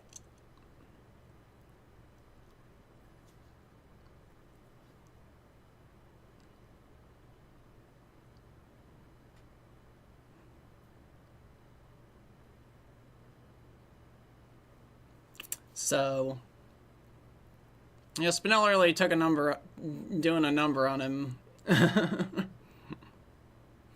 And here we go. If anyone's seen the finale and seen the James Baxter animation, I think you know who just woke up.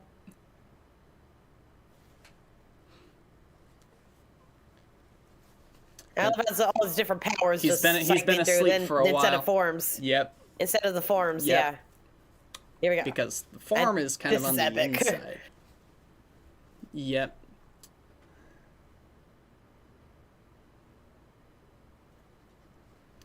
This is great.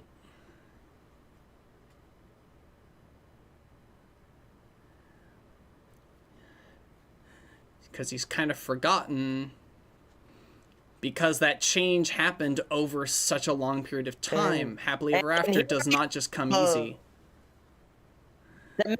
It's like, the animation budget. yeah. Let her take out her anger.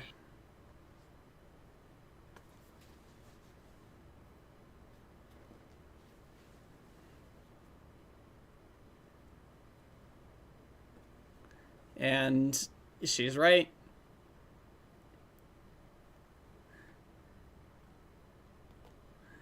Yep. Steven can't be responsible for your happiness. And also, he literally has... Yeah. He can't convince you of anything. Only you can. And finally, the horrible, evil, glowing pink being brought out into the nice blue night sky. And here it comes. Yeah. She's...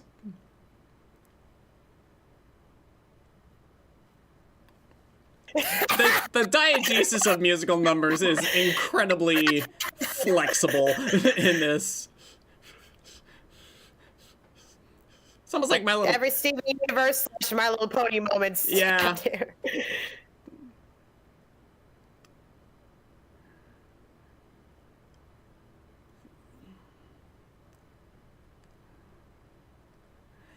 Good lord. This is actually way too relatable. Yeah. Again, like, if the only thing he can do is defend, let her take out anger, right? Oof.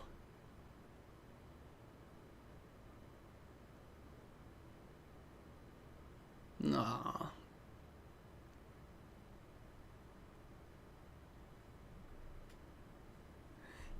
Good lord.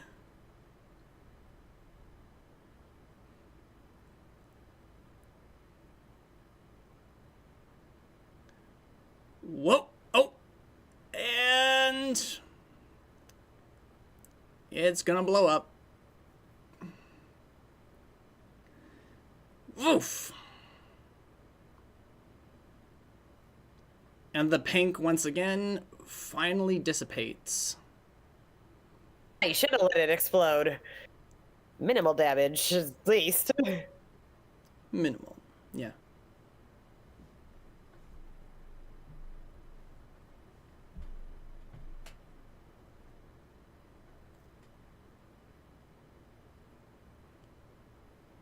Yeah. Yeah. Yep. That's why it was kind of foreboding opening the movie with a happily ever after song. It's like, good lord. Here's the thing, even when you close the book, that doesn't mean the characters stop developing. It's true. You know? You can always make a sequel. You can always follow up. Because real life isn't like that. There's no close of the book. Yeah. Until you die, at least. Yeah. And then... but the story of the world goes on and on and on and on. Whew. No. Froze up, froze up, froze up, froze up. Shit. Oh, it's you too. Okay. Okay. Oh, right. fuck. Oh, fuck. Oh, shit. Hang on. Oh, no. Okay. Running into a problem. Shit. Okay. You didn't do a DVD thing again, did you? No, it's fine. Hang on, let me just... God, okay, hang on. Alright, so we are going to go back, try to get back to where we were. So, everybody, get to the point where Steven goes to hug Connie. Alright, so right hug. There. All right. Lion. Yeah. Like, she just wants somebody who cares about her. Yeah. So, and here's Dad's arm.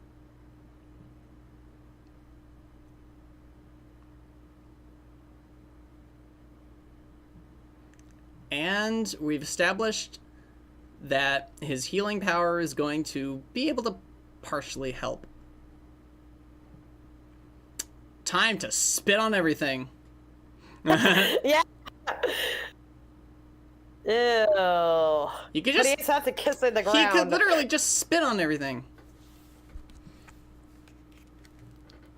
Yeah, but it's not just a spit. There has to be some intention behind it. No.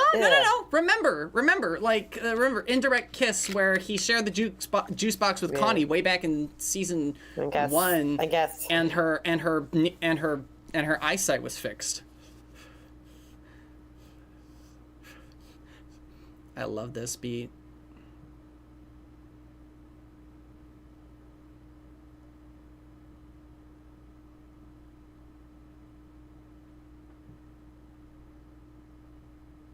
No.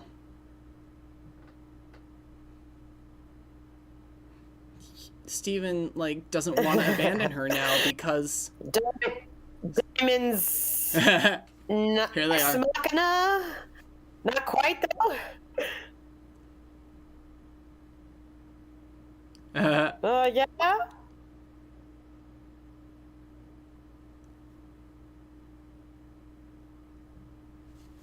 Huh.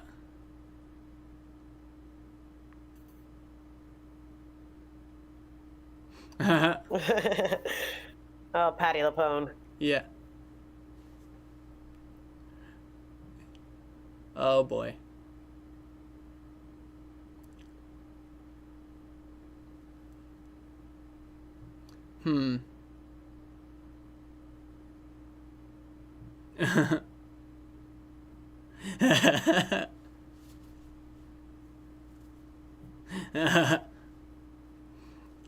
I love this shit. Steven does not want to deal with them. They're so clingy.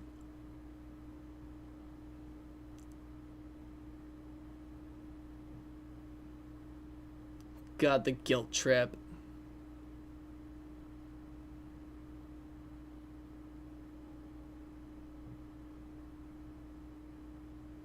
Even they don't remember.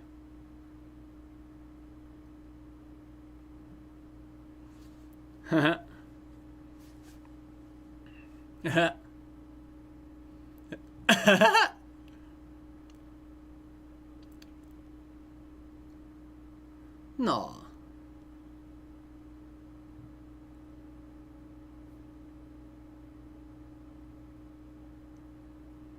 Look at her go.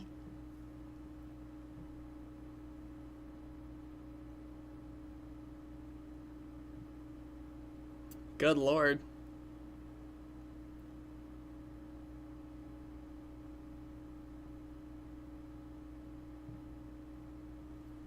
Very childlike, very innocent.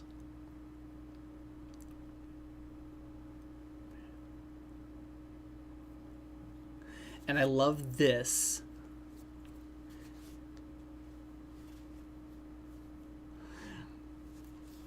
So now their vocal trio gets to fuse with Spinell's little bit jazzier swinging vibe.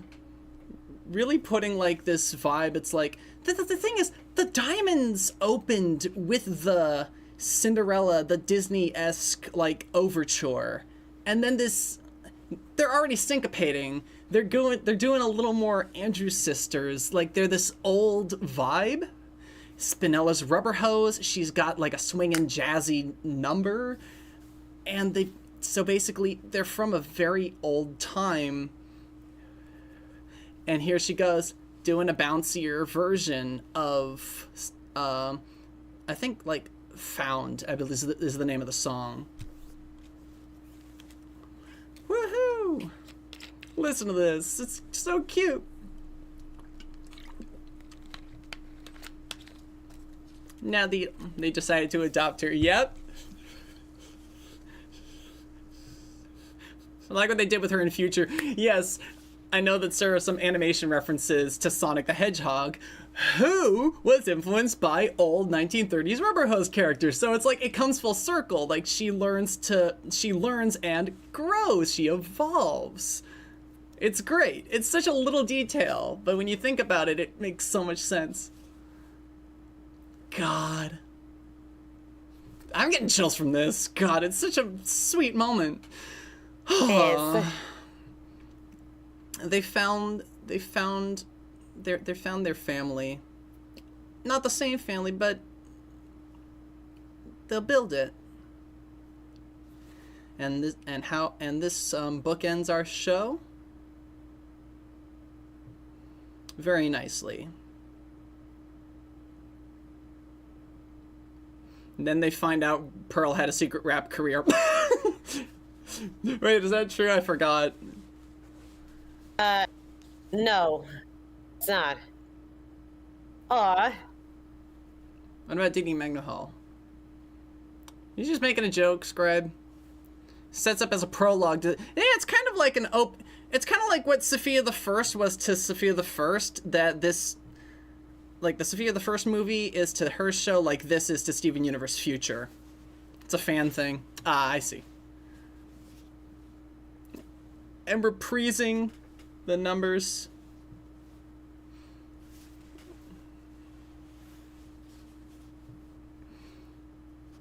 And slowly beginning to heal. And Amethyst shape-shifting again. Everything back as it should be, but also new.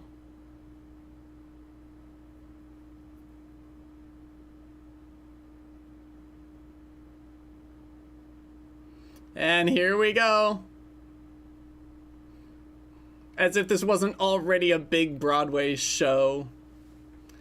I've been saying show and not movie, not cartoon, and this is kind of one of the reasons why, because they feel like Broadway shows even if they don't have a literal stage, you know? Ah, God. And sometimes they do this representation of an actual stage. Now, this isn't even for a joke. This is just for, like, the beat where it's like, we're closing the book. We're closing the book for now. Yeah, found. Let Us Adore You reprise, which is what that's called. God. Yeah, Rebecca Sugar, you're good at writing songs. She's so good at writing songs. She is freaking stellar. She is so good at it. Okay, so... Ah, man. I just want to give a few more brief thoughts. Do you have anything to say?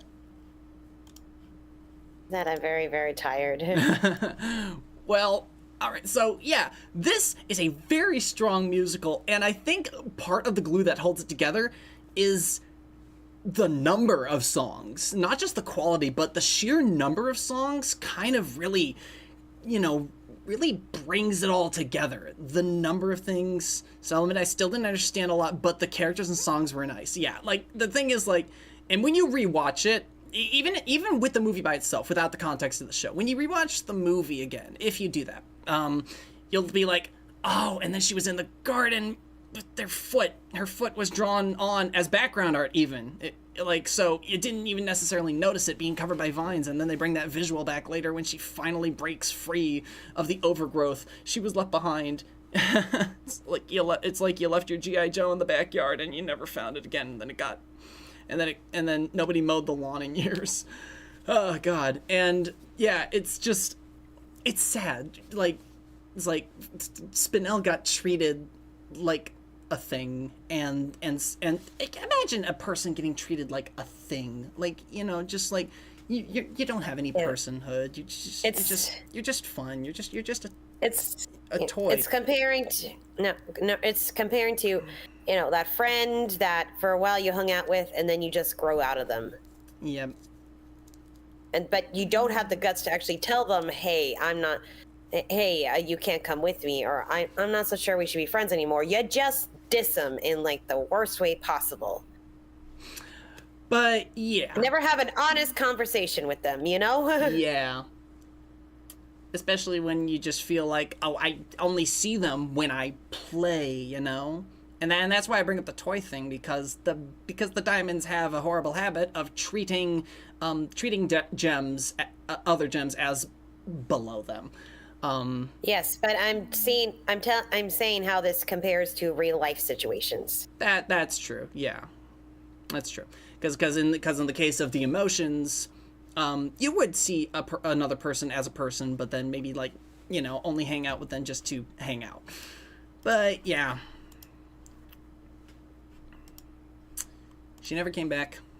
Spinel is quite literally the heart of this story. And that's what works so well about it. Because the context of the larger Steven universe and how the characters have grown is also rehashed and put in here for people who are just jumping into the movie. All that once upon a time in the opening number, so you can get up to speed on what happened, but it makes more sense with all the added context. But it's a nice brief overview that helps understand what things happened. Yeah, actually, if I remember, now I just remembered, it was when the supposed series finale came out, and then right afterwards was the teaser trailer for the movie. So, God damn. Yeah. They were holding back until the very last second to actually talk about it. Yep. But at the end of the day, yeah, this I think they were gonna end with the movie, and then Rebecca was asked us, like, please come back and do another season. But the thing is, Cartoon Network cut season 5 down because Rebecca Sugar was like, I'm having my gay wedding, you can't stop me. And she even put it in an episode where the diamonds returned, so it was also a story significant episode. Some people Orchard complained about this, that the gay wedding episode was undermined by the diamonds showing up. That was intentional so that Cartoon Network couldn't shut down the episode, but Cartoon Network shut down the show. When the show did so well, they did the movie. Cartoon Network begged her to come back, and so she did. All right, I'm gonna do the epilogue where Steven has to unpack all his trauma, and then we, instead of having your happily ever after never ends, you're gonna have the most bittersweet ending. Hope you're happy, fuck off. Love Rebecca Sugar for that, honestly. And Steven Universe Future is pretty good. Maybe we'll discuss it someday. But I think that's a pretty good note to end off on. Thank you all so much for joining us on this beautifully traumatic story. Beautifully tragic, I guess, is a pretty good way of putting it. And if you're viewing this after the fact, thank you for watching. And until next time, remember to take care, stay safe, and be kind and mindful of the people around you in all that you do. Good night, everybody. Night. God, that really... God, my outro really does hit much harder with the context of the story. I think I'm gonna cry.